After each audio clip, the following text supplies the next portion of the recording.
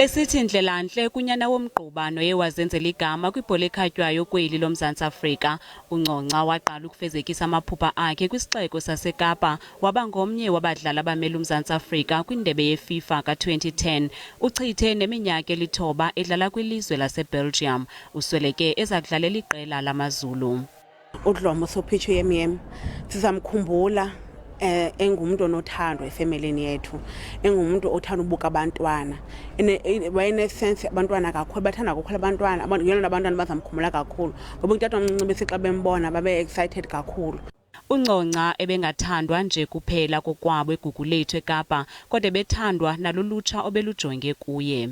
Bengumfana ozithuleleyo uthanda abantu, bethanda uhlala phansi nabantu, abantu akhule nabo NY12 ngabantu abebedlala nabo ibhola ngoba bebancinci. Zange yena wazibona umuntu mhlambi ophakamileyo phezulu.